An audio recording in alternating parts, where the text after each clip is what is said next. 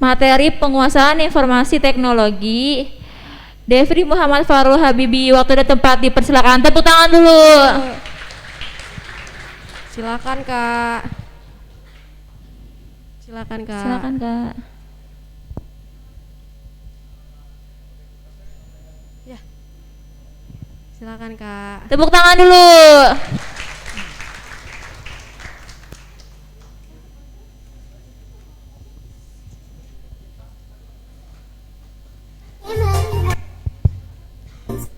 Assalamualaikum warahmatullahi wabarakatuh.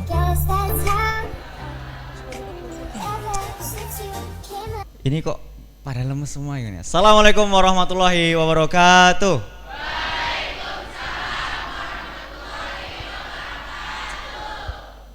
Terima kasih, terima kasih kepada panitia. Terima kasih juga kepada para peserta yang sudah menunggu saya. Mohon maaf atas keterlambatan saya ya teman-teman ya. Mungkin tadi jadwalnya jam 10 kan ya.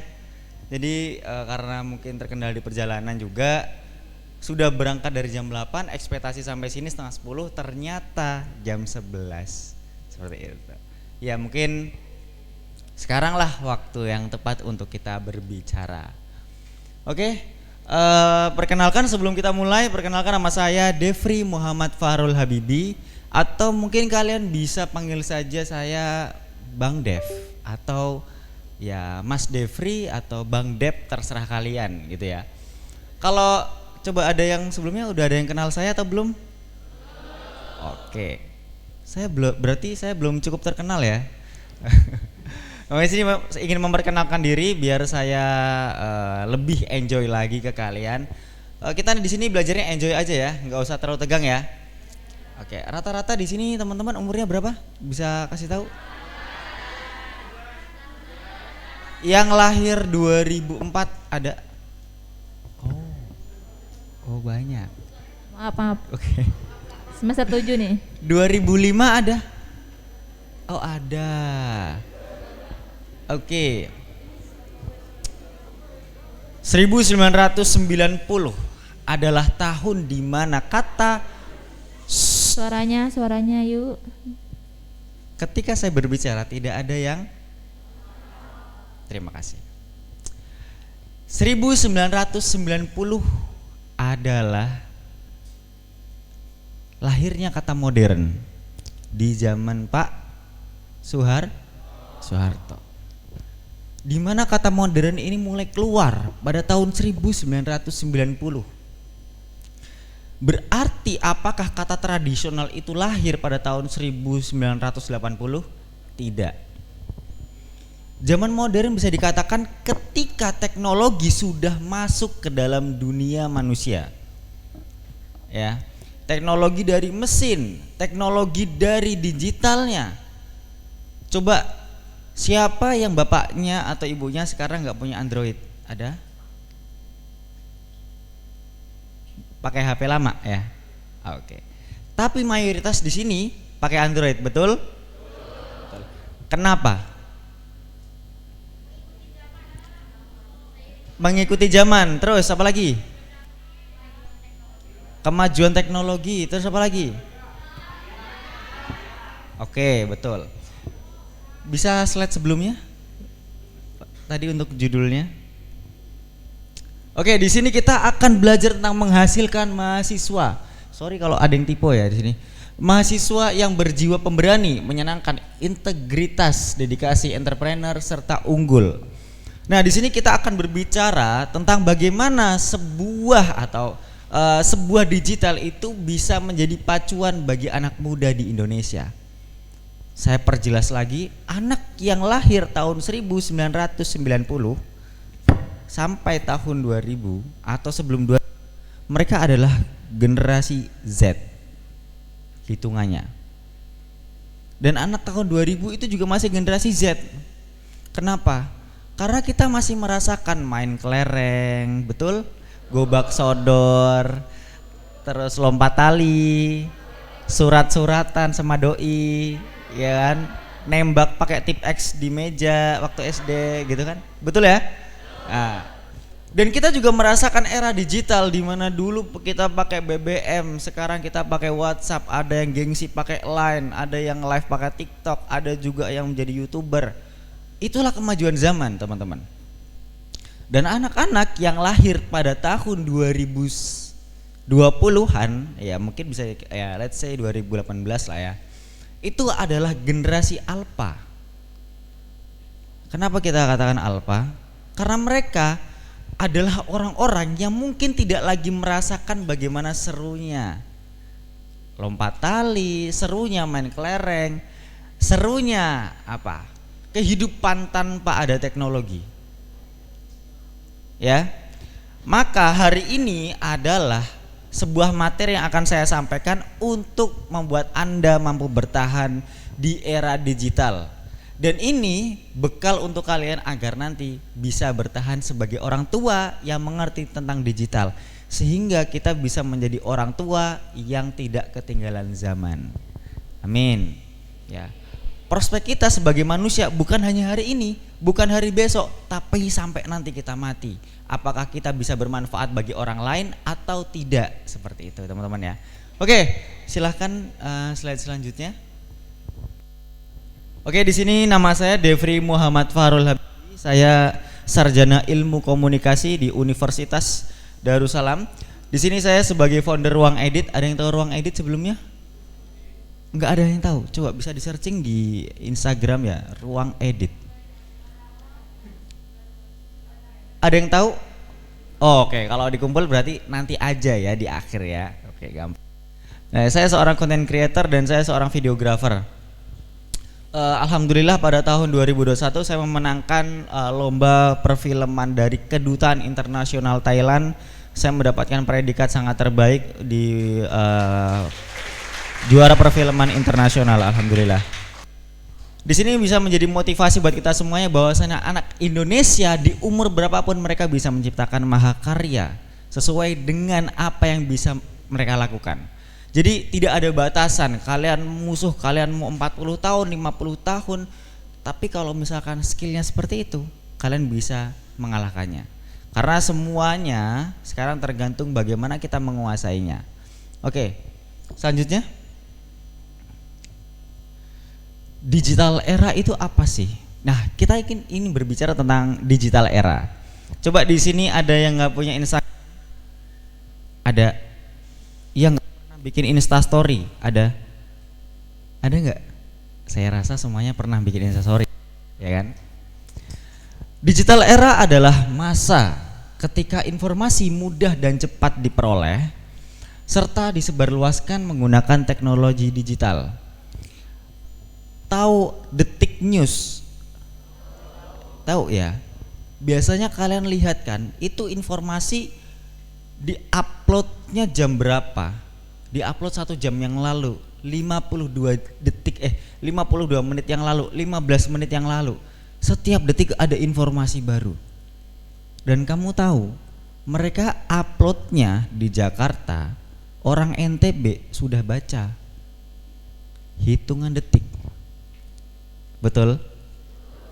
Jangankan gitu, WhatsApp. Hanya karena WhatsApp bisa mengirimkan pesan teks di dalam hitungan detik. Saya di Jakarta, teman saya di Papua, atau kalian di Cikarang, teman kalian di Surabaya, saling chattingan, cepat pesannya. Nah, itu adalah kemajuan era digital. Sedangkan dulu orang tua kita ingin ngobrol ya sama orang tuanya, sama kakek nenek kita, itu harus menunggu dulu surat beberapa hari. Atau menggunakan fax mail. Nah, menggunakan apa lagi? Kalau mau nelpon harus ke kuartel dulu, iya kan? Nah, nelpon dulu, bayar dulu, harus dulu nggak ada HP juga gitu kan. Nah, inilah kemajuan teknologi. Oke, bisa selanjutnya. Nah, di sini ada beberapa problem di era digital. Kenapa adanya problem di era digital? Karena ada sebagian orang yang tidak ingin berkembang di era digital. Mereka adalah orang yang akan tinggal 1, 2, 3 atau 10 tahun ke depan. Kenapa saya katakan seperti itu? Kita lihat. Di sini ada penelitian pada tahun 2022, nasib ojek pangkalan di tengah gempuran ojol. Coba yang berangkat ke sini pakai ojek ada? Gojek. Yang berangkat atau pulang pakai Gojek ada ya? Ada lah pasti, ya kan? Ada yang pakai ojek pangkalan ke sini atau dianterin orang tuanya? Kebanyakan dianterin orang tua atau bawa motor sendiri gitu kan ya. Kalau pakai ojek pangkalan kayaknya udah jarang. Betul? Nah, ini adalah kemajuan digital. Pernah dengar kasus ojek online berantem sama ojek pangkalan? Nah, itu adalah bentuk ketidakmampuan atau ketidakmauan para ojek pangkalan untuk ikut berkembang di dunia digital. Impactnya apa? Mereka berargumen bahwasanya orang-orang ojol itu mengambil rezeki kita. Orang-orang ojol itu bikin orderan kita jadi sepi. Sekarang yang bodoh siapa? Yang tidak mengikuti zaman siapa? Orang-orang yang tidak mau mengikuti zaman itu atau orang-orang yang di ojek pangkalan. Karena kita sudah memberikan kemudahan, mendapatkan konsumen lebih mudah dengan masa-masa digital seperti ini, tapi mereka masih bersikuku dengan yang offline. Nah, seperti itu. Kemudian di sini ada pedagang pasar tradisional, wajib melek digital. Coba yang lebih milih belanja di Shopee daripada di mall angkat tangan. Oke. Coba kenapa kamu lebih milih belanja di Shopee? Lebih gampang. Oke, lebih gampang nyarinya, ya kan? Di Shopee lebih gampang nyarinya. Tokonya beraneka macam. Terus apalagi gratis ongkir, ada diskon, promo 10-10, 11-11, 12-12, bla bla bla. Terus apa lagi? Ada cashback, bisa pay later, ya kan? Udah nih. Nah, atau mungkin pakai Tokopedia juga ada, ya kan? Atau mungkin TikTok Shop nih yang lagi viral banget, ya kan? Si siapa contohnya, si Adek Kajil gitu kan. terus si Maiden gitu, kalau teman-teman tahu. Nah, di sini bukti bahwa pergeseran era digital, ya. Di sini adalah bukti sebuah pergeseran era digital di mana semua orang sekarang sudah tidak lagi membutuhkan kios untuk berjualan atau berdagang. Kamu tahu Eat Sambal? Tahu dong. Siapa yang nggak tahu Eat Sambal? Eat Sambal itu dulu iklannya hanya di Instagram, teman-teman. Dan sama sekali tidak banyak yang mengenal Eat Sambal. Tapi majunya era digital, majunya era ya digital ini, akhirnya menggunakan TikTok sehingga rating mereka naik sampai centang biru.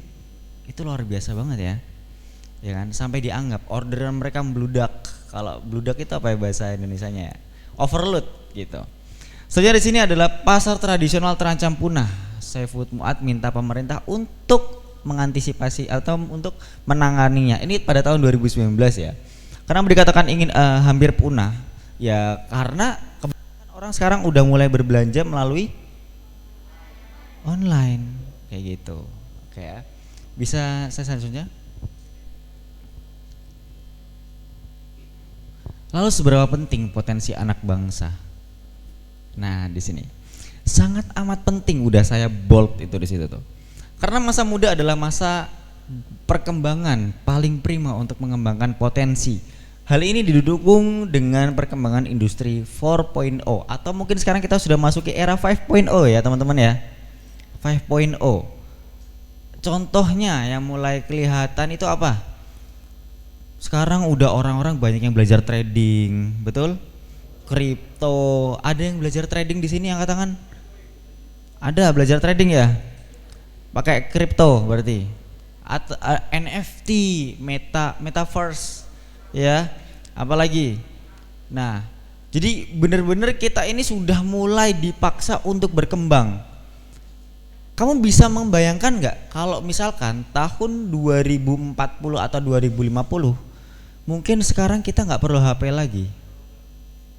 Udah pakai hologram. Mungkin kita udah pakai Google Glass. Mungkin kita jalan-jalan itu udah nggak ada lagi kartu SIM. Jadi di semua Indonesia itu udah ada sinyal. Mungkin kamu udah nggak perlu beli pulsa lagi. Mungkin kamu nggak perlu kuota lagi. Karena kamu tinggal bayar pajak per tahun agar kamu bisa mengakses sinyal. Mungkin nggak kayak gitu? Mungkin aja.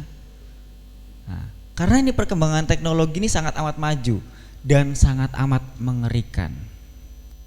Karena akhirnya manusia akan digeser oleh teknologi.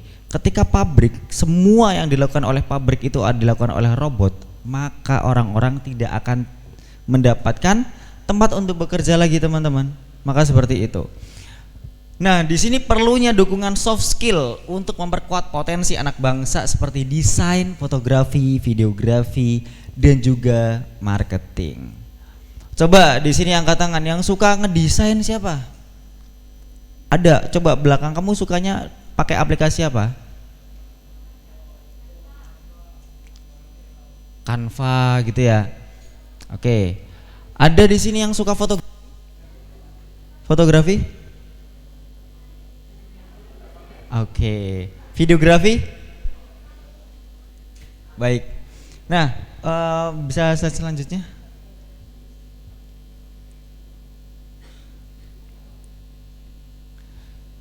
Inilah yang tadi saya bahas ya. Ada Shopee, Tokopedia, Bukalapak. Tanpa kalian sadari, tidak langsung kalian sudah terbawa arus digital begitu cepat. Betul. Coba di sini yang HP-nya nggak ada aplikasi Shopee, angkat tangan. Nggak ada Shopee. Nggak ada Shopee. Adanya apa? Tokopedia. Berarti nggak pernah beli online. Berarti kamu masih belum modern. Nggak bercanda. Nggak apa-apa, teman-teman. Nah, di sini kita mulai tahu bahwasanya pemasaran itu tidak hanya berjalan pada offline saja, online pun juga. Ada yang tahu kalau misalkan kamu denger lagunya Tukul nyanyi Shopee COD, Shopee COD.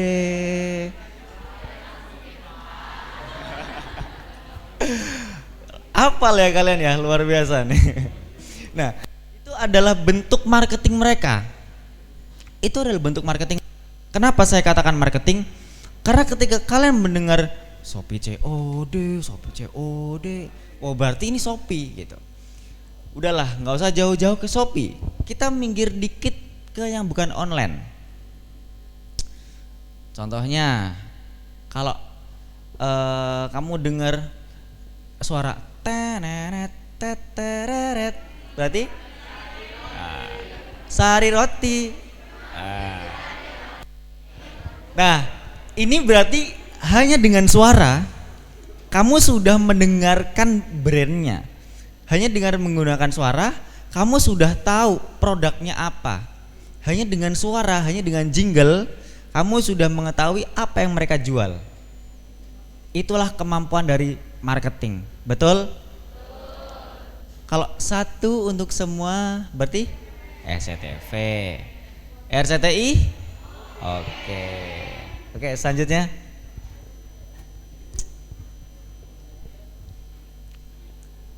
Nah, di sini ada soft skill yang mungkin harus kalian kuasai. Kalau nggak bisa empat-empatnya, ya satu aja dulu. Kalau misalkan nggak bisa satu, ya mungkin kita belajar lagi. Minimal satu aja yang bisa.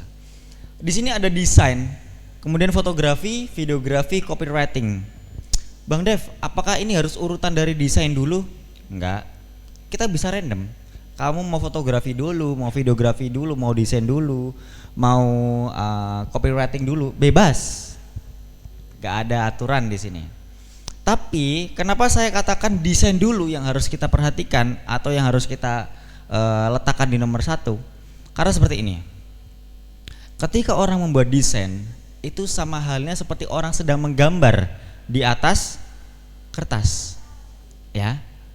Tetapi mereka mengaplikasikannya menggunakan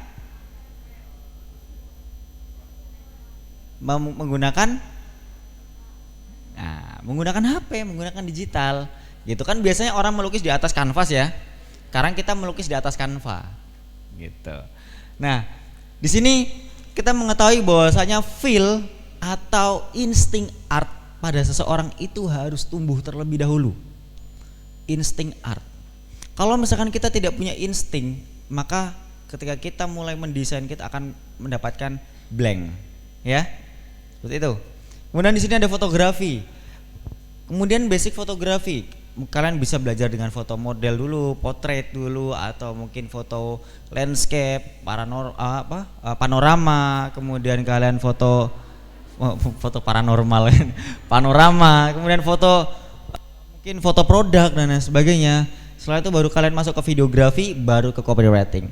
Ketika 1, 2, 3, 4 ini sudah kalian miliki semuanya, maka dunia online, dunia digital sudah di genggaman Anda. Karena semua orang akan ingin menggunakan kemampuan ini. Kalau kamu tahu, perusahaan-perusahaan di Indonesia paling banyak itu mencari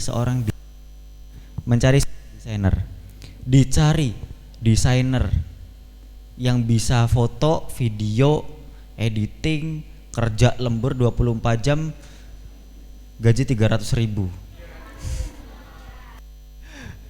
Biasanya seperti itu, bisa nyupir, punya SIM A, SIM C gitu kan. Nah,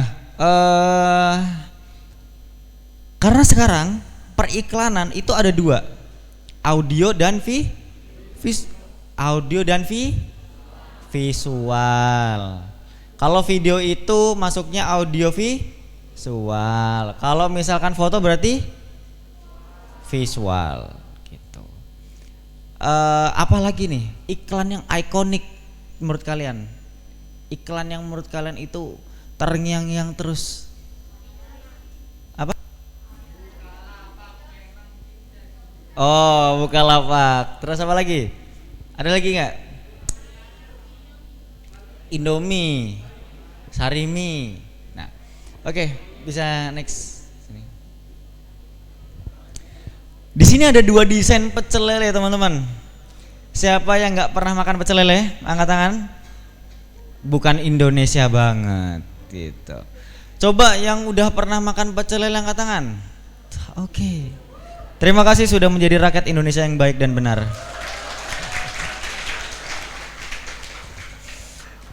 Nah, di sini ada warung pecel lele Lamongan khas Cikarang. Kalian kalau misalkan nemuin warung pecel lele Lamongan khas Cikarang itu gimana? Bingung nggak? Jeruk apa? Empek-empek apa?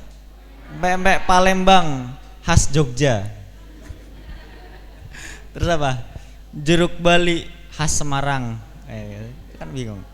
Di sini ada 2 desain teman-teman. Satu desain yang mungkin kalian sering lihat. Betul?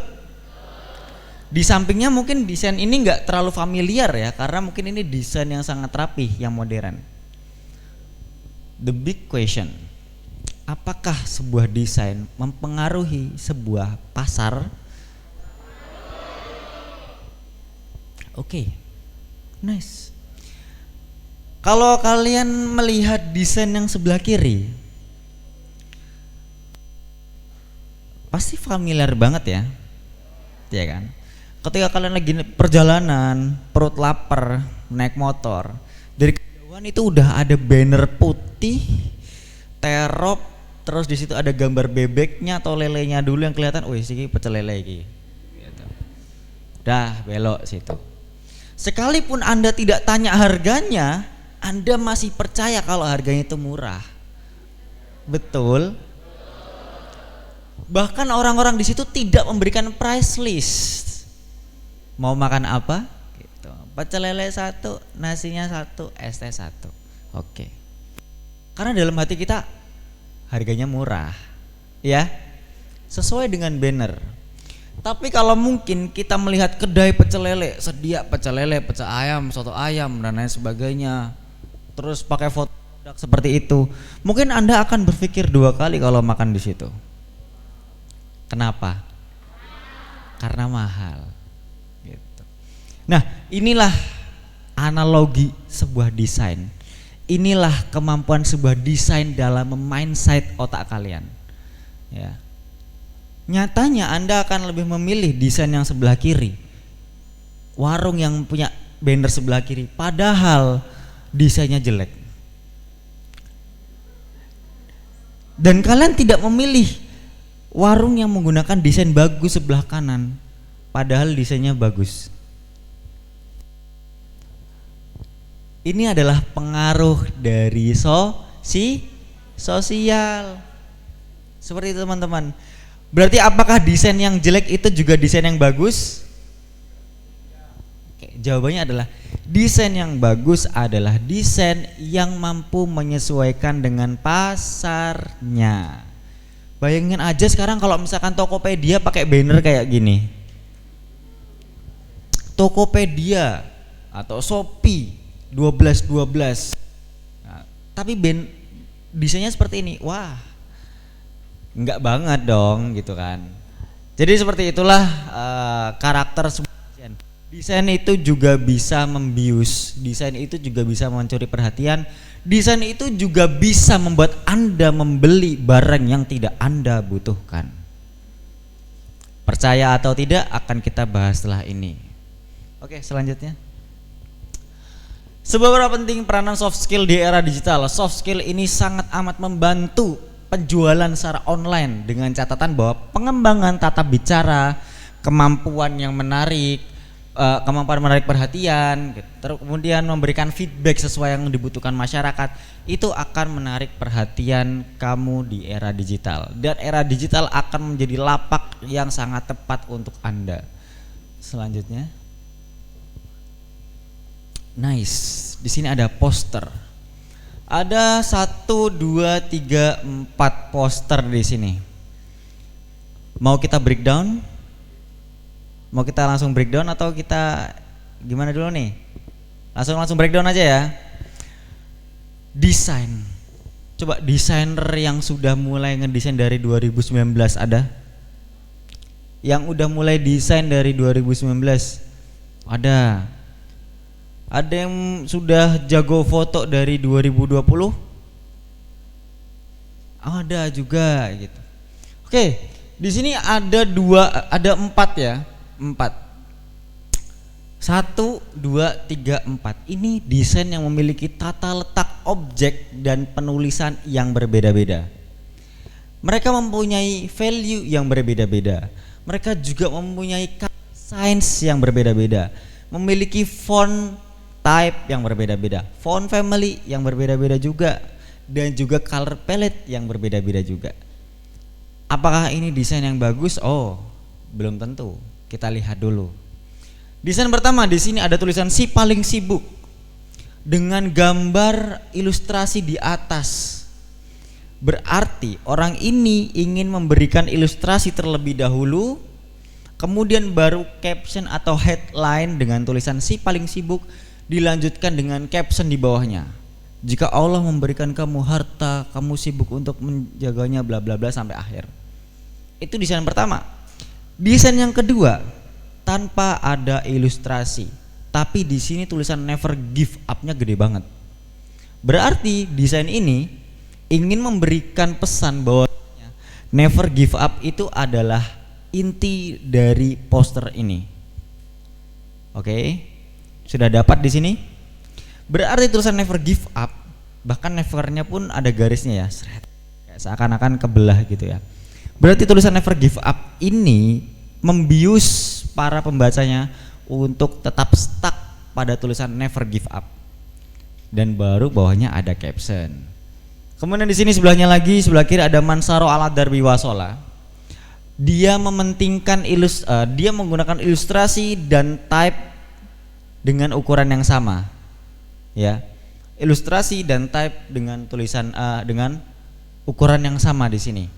Kemudian di sini ada tulisan manjada wajada, tulisannya dulu baru ilustrasinya. Oke bang, berarti di sini kita kalau mau bikin desain harus ada tuntunannya ya, harus ada ilustrasinya ya, harus ada ininya itunya. Iya, jawabannya iya. Apa aja yang harus kita perhatikan setelah ini? Sebelum kita masuk ke apa saja, kita bahas aplikasi dulu ya. Kita akan ngasih tahu aplikasi apa saja yang harus kita butuhkan di sini.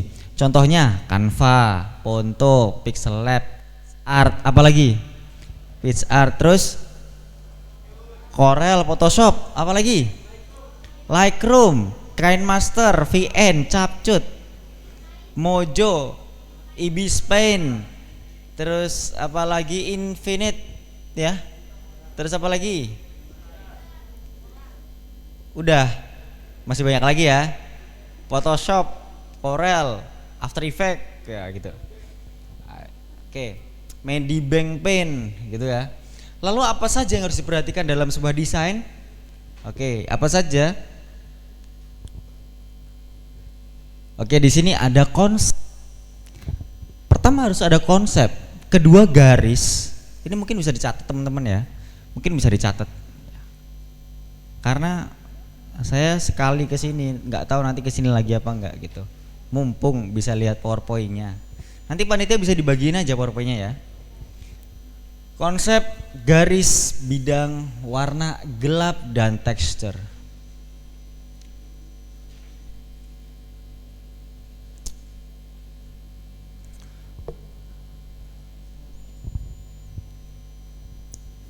Ada 6 ya, 6 di sini. Konsep, garis, bidang, warna, gelap, dan tekstur. Sudah? Saya ulangi lagi. Konsep, kedua garis, ketiga bidang, keempat warna, kelima gelap, dan yang keenam adalah tekstur. Sudah? Frequently question atau FAQ. Bang, aplikasi apa sih yang paling bagus buat ngedit?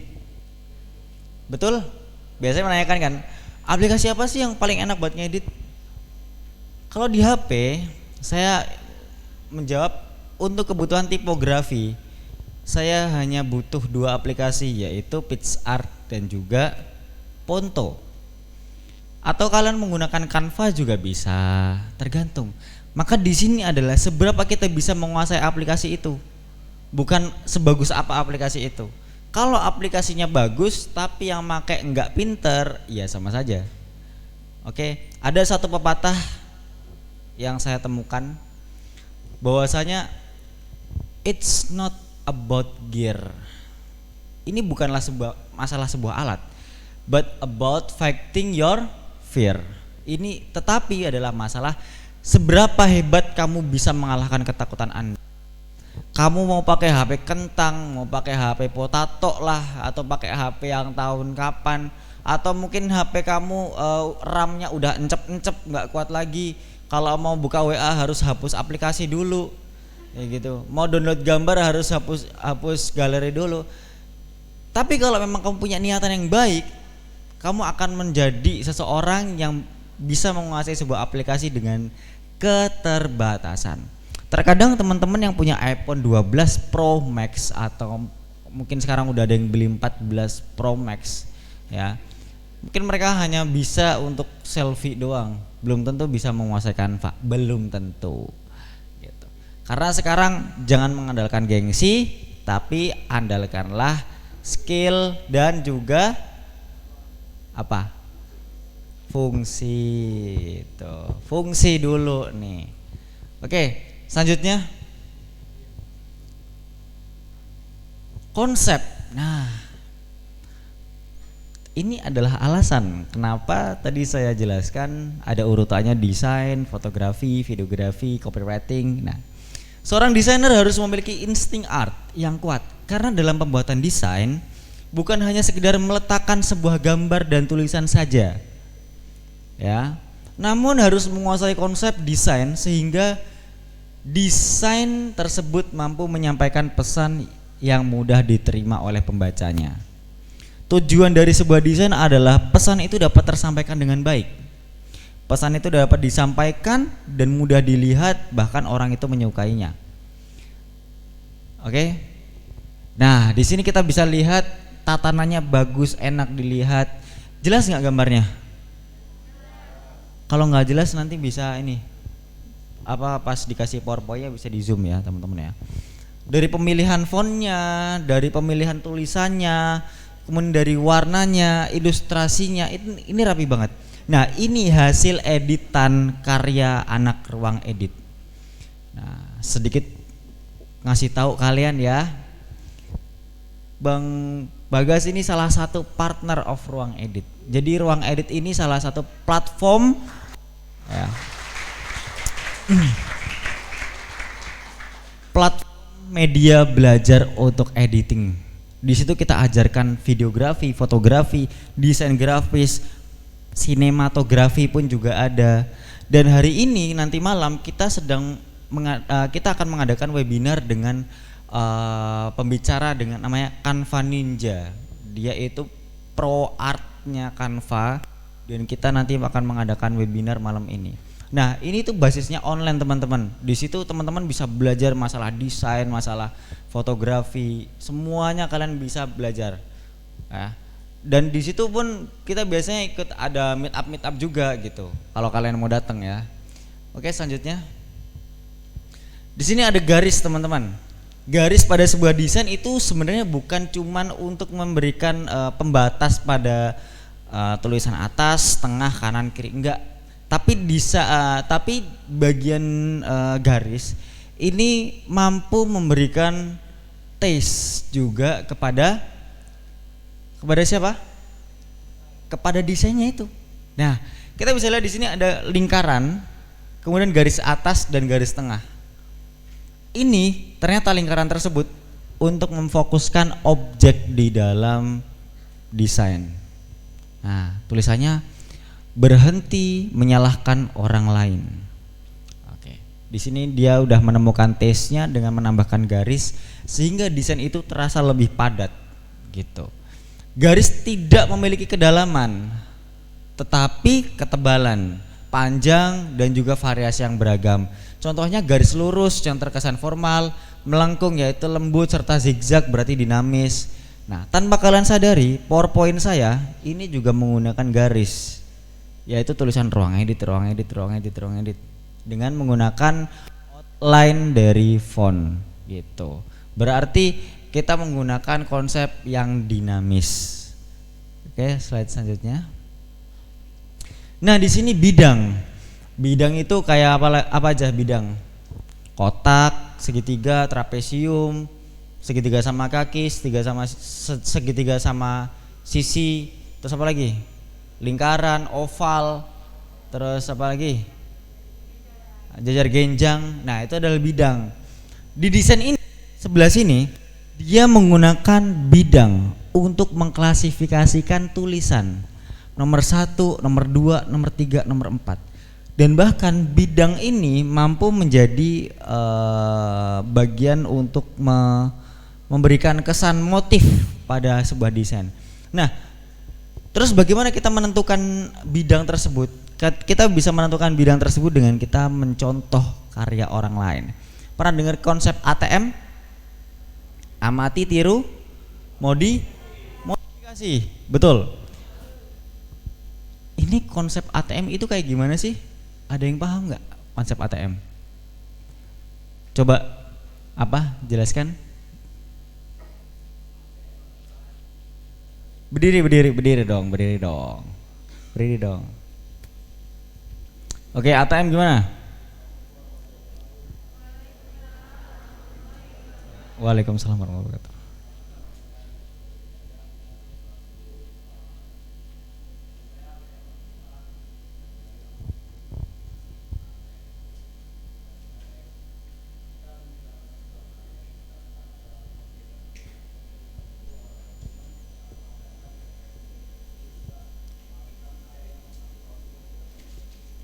Oke, bagus. Tepuk tangan buat beliau. ATM, tiru modifikasi. Apakah kita sudah cukup menggunakan ATM sebagai media belajar? Tidak. Kita di sini ada namanya, kalau menurut saya pribadi itu ATM UEU. Nah, enggak. ATM EUE. Salah. ATM EUE. Apa itu? Amati, tiru, modifikasi evaluasi, ulangi, eksekusi. Jadi nggak cukup itu di ATM. Yaitu pertama, amati. Kita mengamati sebuah desain, kita lihat desainnya, bagaimana penataan letak fontnya. Kita lihat dulu apa saja warna yang mereka gunakan. Kita perhatikan lagi, kenapa fontnya ukurannya seperti ini, kenapa teksnya lebih kecil. Kita benar-benar mengamati. Kemudian kita meniru. Meniru bukan berarti kita mengikuti seperti yang digunakan desain sebelumnya, tetapi kita menggunakan metode yang sama di media yang berbeda, gitu ya. Kamu bikin desain yang hampir sama, tapi bentuknya beda, ukurannya diganti-ganti, warnanya juga diganti, dan modifikasi. Kamu harus punya insting art sendiri, Bang. Kalau misalkan dari lahir saya nggak pernah gambar, gimana? Bisa. Semua itu butuh waktu, ya. Semua itu butuh waktu agar kita bisa berkembang. 1-2 hari nggak cukup teman-teman, belajar desain itu bertahun-tahun, gitu. Oke, selanjutnya di sini warna, ya. Untuk membuat desain kita membutuhkan warna yang kontras. Apa itu kontras? Contoh, kontras itu kayak gini nih. Ini tembok putih, sedangkan untuk atapnya warna biru. Nah, terus apa lagi? Nah, ini desain banner. Desainnya warna putih backgroundnya. Tulisan kontrasnya tulisan Ganar Mika. Ya, Ganar Mika. Berarti ini tulisannya sudah kontras karena gelap bertemu dengan terang. Gitu. Tapi untuk tulisan bawahnya agak sedikit nggak kebaca ya, karena mungkin juga warnanya putih. Berarti ini termasuk penambahan taste di sini. Padahal tulisannya udah Ganar Mika gitu. Ya, diulang-ulang nih, tapi nggak apa-apa. Nah, di sini desain pun juga memiliki warna yang berbeda-beda ya. Ada color palette namanya. Kalian bisa buka di Pinterest. Ada Pinterest?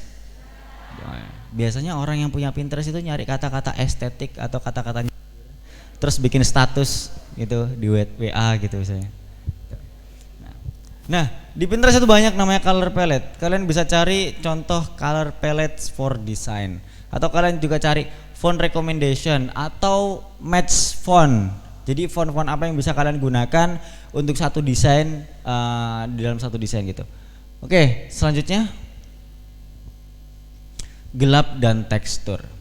Nah, kita biasanya menemukan desain itu terang ya. Yang bapaknya jadi caleg ada di sini. Kalau bapaknya ada yang nyalek tahun ini, tolong desainnya yang bagus. Gitu. Karena saya temukan biasanya kalau caleg-caleg ya, atau pilgub ya, atau enggak pilgub sih, ya kepala desa atau kecamatan gitu, fotonya pakai background gede merah kayak foto KTP, terus tengahnya gini. Monoton banget, iya nggak sih? Nah, coba Pak bikin desain yang bagus. Gitu. Nah, di sini juga menjelaskan tentang gelap dan tekstur. Tekstur pada foto itu ada, contohnya efek grain, efek apa lagi? Plastik, terus efek apa lagi? Efek-efek light efek itu loh, yang cahaya itu juga ada. Kemudian efek dust, gitu juga ada. Itu tekstur dan gelap. Desain yang gelap adalah desain yang sangat amat mudah dikombinasikan dengan warna terang. Sangat mudah dikombinasikan dengan warna terang. Jadi kalau misalkan backgroundnya sudah gelap, kalian akan lebih mudah untuk membuat desain itu menggunakan tulisan yang terang seperti itu. Selanjutnya, the power of design. Apakah desain yang memiliki keenam unsur di atas sudah bisa dikatakan sebagai desain yang baik? Coba jawab. Apakah desain yang memiliki keenam unsur di atas sudah bisa dikatakan sebagai desain yang baik? Sudah atau belum? Kalau belum kenapa? Loh, jawab belum tapi nggak punya alasan gimana? Oke. Berarti kalian cuma nebak ya? Oke, biasalah. Selanjutnya, Jawabannya belum. Gitu. Wah, panas-panas ngeliatnya gambar boba nih. Oke. Saya juga haus nih. Nah, di sini kita bisa melihat ada namanya boba. Coba yang nggak pernah makan boba, minum boba ada di sini. Pasti pernah minum semuanya ya. Coba sebutkan boba-boba terkenal di Indonesia. Si boba, si futang. Coba apa lagi? Ya itulah. Itu kebanyakan cewek yang tahu. Kalau cowok mah nggak pernah beli gitu kan. Nah. Kalau yang cowok biasanya minum apa? Es teh, kopi gitu ya. Nah. Kalau kebanyakan kita cowok itu lebih suka ngopi biasanya. Kopi. Kalau misalkan tapi ada fun fact teman-teman. Cowok itu diem-diem beli cimori.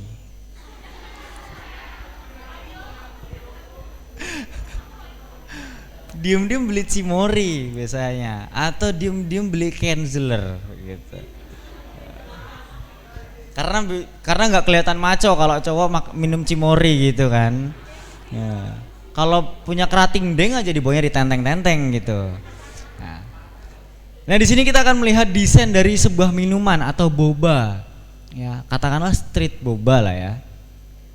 Salah satu contoh adalah foto produk, di mana konsumen akan membutuhkan sebuah foto untuk melihat preview dari produk yang Anda jual. Ketika Anda jualan nanti, kamu punya produk minuman, makanan atau apalagi baju atau apalagi ya elektronik dan lain sebagainya. Kita butuh namanya foto untuk memberikan preview kepada pelanggan kita, ya teman-teman ya. Jadi kita jualan, bro, kita lagi jualan makan nih, seblak gitu. Wih, seblak ceker gitu. Wih, paling keras sendiri nih, seblak ceker gitu. Terus kayak apa bro seblaknya, mau lihat dong gitu, enak nggak seblaknya? Nah biasanya kalau misalkan kita nih bro, seblak ceker gue, cekernya ada 11 gitu. Nah ceker jarinya ada 6 gitu kan, agak creepy dikit gitu ya. Cekernya beda ya gitu. Iya, ini nggak pakai ceker ayam gitu. Nah dengan kita memberikan preview kepada orang, nah kita akan tertarik untuk membelinya. Kayaknya enak nih gitu. Bahkan terkadang foto produk itu lebih bagus daripada produk aslinya. Kamu lihat ke Janji Jiwa lah minimal. Di Janji Jiwa itu gambarnya delicioso gitu kan. Tapi ketika sudah dapat, wes biasa baik gitu. Nah ini adalah salah satu kemampuan dari sebuah desain, yaitu foto produk ya teman-teman ya. Nah that's why fotografi menjadi nomor 2 dalam sebuah marketing, atau yang bisa kita katakan nomor 2 untuk kita kuasai skillnya. Berarti yang pertama apa? 1 di desain, kedua fotografi, ketiga videografi, keempat copywriting gitu. Selanjutnya, nah di sini teman-teman, coba di sini siapa yang menjadi pemburu diskon? Iya dong. Siapa cewek yang nggak mau diskon gitu kan? Nah, foto memberikan preview sebuah produk dan desain memberikan nilai estetika yang lebih estetika yang lebih, sehingga mampu mempengaruhi minat konsumen. Kamu melihat boba tadi yang kelihatannya seger, mungkin kamu tidak akan minat membelinya karena kamu nggak lihat harganya. Tapi ketika kamu lihat foto kayak gini, sedangkan desainnya biasa aja, ada tulisan 50% diskon, mungkin Anda akan membelinya. Karena saya yakin Indonesia itu membutuhkan yang murah, bukan yang indah gitu. Nah, Estetikanya di sini tuh ada, dan kita juga akan terbius dengan tulisan 50%. Kenapa kita tertuju pada 50% pertama ini? Karena dia menjadi fokus atau poin pada sebuah desain. Ya, ya. Point face di sini. Kita lihat desain pertama kali paling gedenya 50%. Diskon 50% all item. Nah, di bawahnya itu ada tulisan kecil. Dalgona coffee, coffee latte, gula aren, matcha latte, cappuccino, americano gitu. Baru di bawahnya ada preview gambar-gambarnya. Ini adalah salah satu teknik marketing yang akan membius kita pada tulisan terlebih dahulu. Baru lihat langsung diskon 50% gitu. Pas ke sana, Mbak mau beli yang Milo dinosaurus gitu. Ada kan? Ada. Nah, itu kesukaan saya. Kalau mau ngegocekin saya nggak apa-apa gitu. Milo dinosaurus. Loh, katanya ini diskon. Enggak. Diskonnya yang ini, Bang gitu.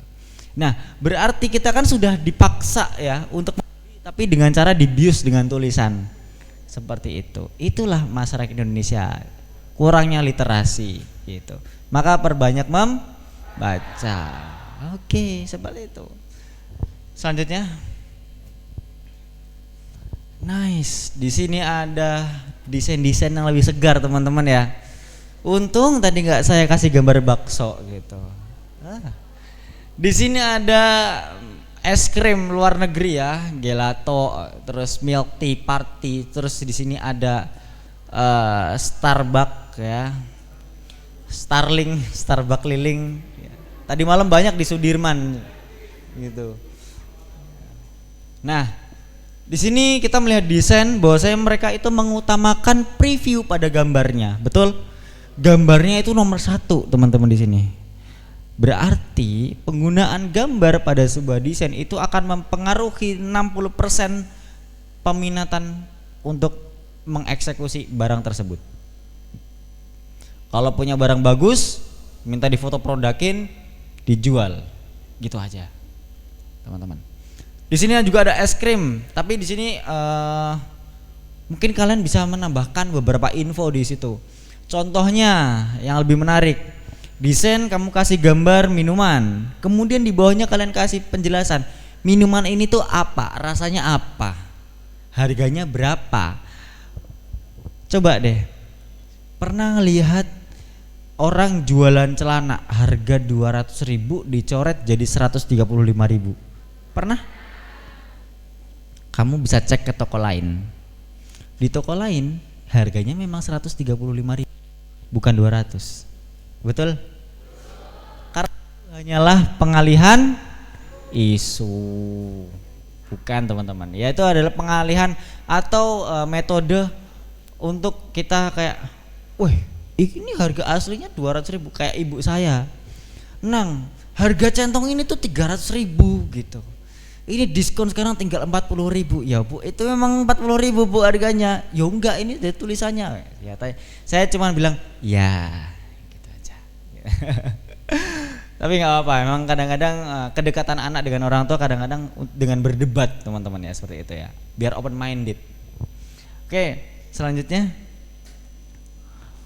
desain dan foto yang bagus adalah desain dan foto yang mampu menyampaikan pesan dengan baik. Selanjutnya, oke, terima kasih sekalian dari saya, Devri Bibi. Assalamualaikum warahmatullahi wabarakatuh.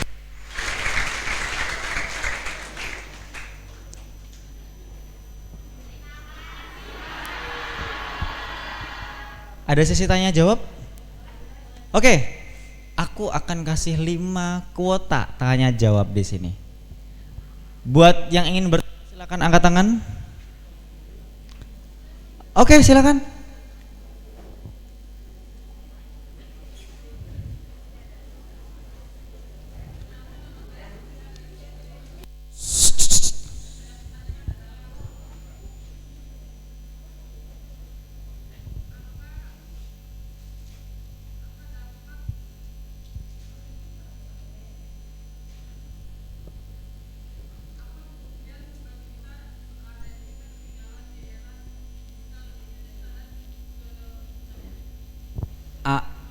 apa kerugian dan keuntungan?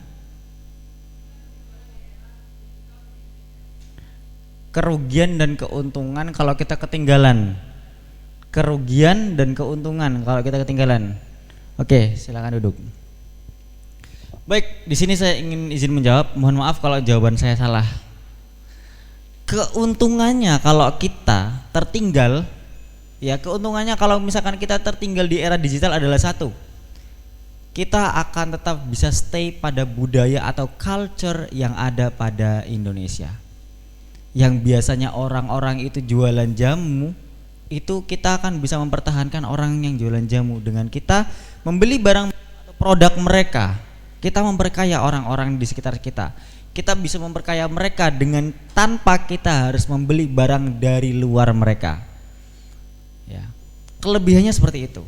Kita akan lebih banyak membeli barang di barang dagangan orang-orang sekitar kita. Keuntungannya seperti itu. Kerugiannya udah jelas banyak banget kalau rugi mah. Kita mencari pekerjaan akan lebih susah. Oke, di sini saya akan menyinggung masalah pekerjaan. Kalau misalkan kita ketinggalan ya, kamu mencari pekerjaan, kamu masih menggunakan CV, ya. Kamu masih menggunakan, kamu dari kantor ke kantor, lamar kerja ditolak, lamar kerja ditolak, lamar kerja ditolak, lamar dia ditolak juga, gitu kan. Ya, alhamdulillah, ya gitu kan. Nah, kemudian di sini perlu kalian tahu bahwasanya Indonesia atau sekarang kita mencari pekerjaan itu gampang, yaitu lewat mana? Lewat LinkedIn. Di situ kita bisa naruh apa? Taruh foto kita. Kita bisa taruh lagi apa? Contohnya Devri Habibie, sosial media analitik, fotografer, videografer, sosmed spesialis, contohnya seperti itu. Nah, nanti di situ orang-orang yang atau perusahaan-perusahaan yang membutuhkan pekerja seperti saya, mereka akan mencari sosial media analitik. Nanti yang keluar akun saya akan keluar, baru saya akan dikontak oleh HRD. Nah, itu adalah salah satu kemudahan ketika kita mengikuti zaman. Tapi kesulitannya adalah ya tadi, kita tidak bisa untuk bersaing dengan orang-orang yang sudah lebih maju teknologinya gitu. Nah, keuntungannya kita akan tetap bisa mempertahankan budaya gotong royong, budaya yang lebih family friendly, atau mungkin kita akan lebih banyak berbaur dengan masyarakat. Karena kebanyakan orang-orang yang berbaur dengan masyarakat yang di pedesaan sekarang, mereka kebanyakan adalah seorang petani yang mungkin tidak mengikuti era digital, seorang nelayan, atau mungkin pedagang di pasar, pedagang ya seperti itu. Oke, pertanyaan selanjutnya. Silakan berdiri.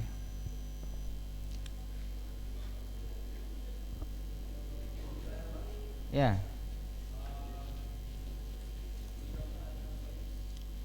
3 pertanyaan sekaligus, luar biasa. Oke, silakan.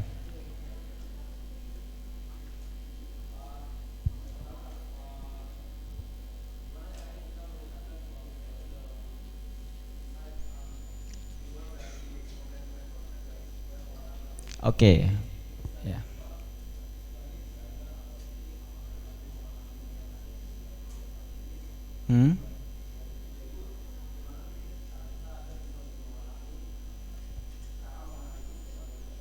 Oke.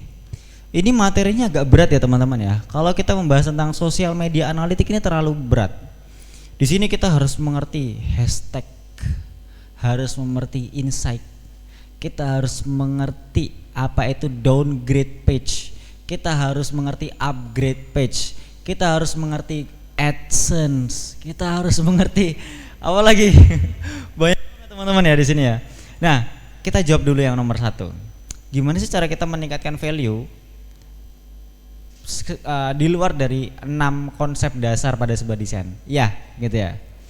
Oke, yang pertama, perbanyak jam terbang. Perbanyak melihat. Tadi sebenarnya sudah kita jawab ya, bahwa itu ada namanya ATM. Tapi ATM itu sebenarnya tidak menjadi salah satu faktor utama agar kita bisa meningkatkan value kita. Nah, salah satu agar value kita bisa menjadi lebih baik yaitu dengan cara mencoba perbanyak jam terbang. Karena gini teman-teman, saya ketika pertama kali desain, tahu kamu saya desainnya pakai apa? Instagram Story. Insta Story saya edit pakai filter New York. Gitu.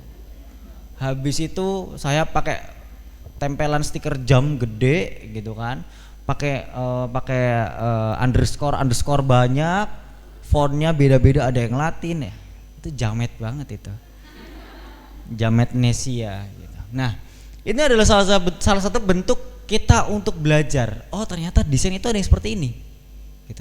Ternyata desain itu ada yang hanya desain, hanya hanya tulisan saja, hanya objek saja, itu banyak banget. Nah, dari mana kita bisa menguasainya? Dari mencoba. Maka perbanyak untuk mencoba, seperti itu. Yang kedua, apakah ketika kita sudah mulai mendesain kemudian kita harus belajar sosial media analitik gitu ya? Tidak wajib. Nah, karena gini, kenapa kita bisa katakan wajib? Kita wajibnya itu ketika kita harus memahami target pasar kita. Saya pernah mendapatkan project dengan salah satu Central Sport terbesar di Cilegon, namanya Agung Sport Center. Di situ dia punya tempat berkuda, tembakan air shotgun. Terus dia juga ada kolam renang, ada animal parknya. Dia bilang kayak gini, Mas, tolong buatkan saya desain yang desainnya family friendly, yang desainnya itu sesuai dengan lokasi kita, yang desainnya sesuai dengan tema dari Agung Sport Center ini. Berarti kita sebagai seorang desainer, kita harus memutar otak, apa saja yang harus kita perlukan. Oh, ternyata yang harus saya perlukan satu di sini. Yang harus saya perlukan berarti gambar daun, gambar hewannya dulu kita shoot. Warna-warna yang bau-bau dengan hutan, kuning, hijau, ada merah-merah dikit, warna biru, warnanya cerah, nature. Nah, itu yang harus dimiliki dari seorang desainer, membaca siapa target pasar kita. Karena ketika desain kita sudah sesuai dengan target, maka desain tersebut akan memudahkan kita dalam mencari pasar gitu. Ya, contohnya lagi, target pasar dari kopi kenangan siapa? Target pasar dari kopi kenangan atau Starbucks atau si boba, itu kebanyakan yang menikmati dari anak-anak muda umur berapa? 17 sampai 25 tahun. Ya walaupun 30 tahun, 40 tahun pun juga ada yang minum.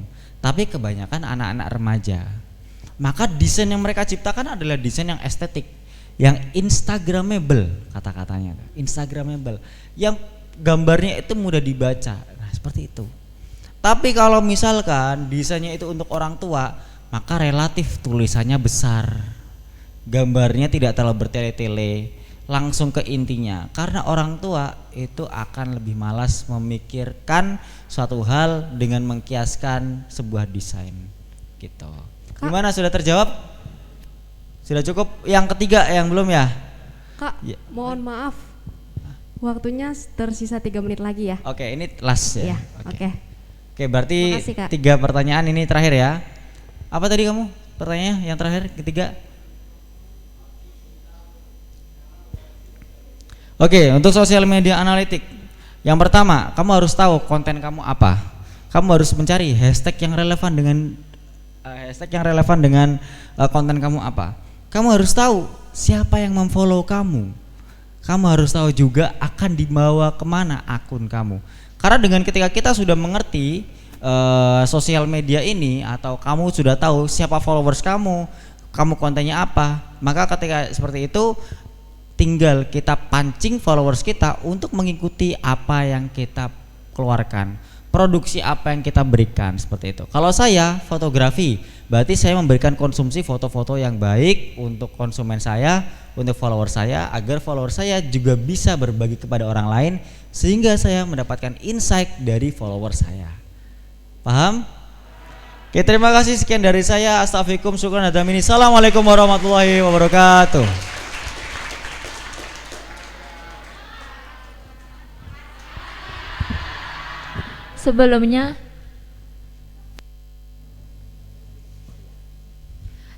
Selanjutnya kita akan memberi sertifikat yang yang akan dibeli Pak Rizky. Tepuk tangan dulu.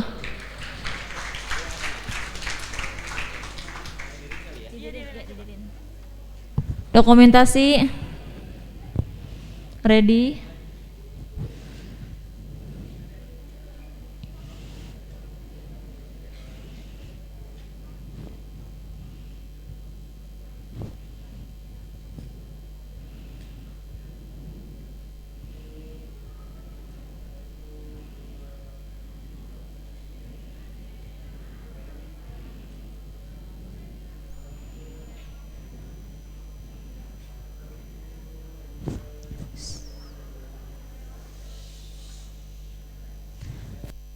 Tangan dulu dong.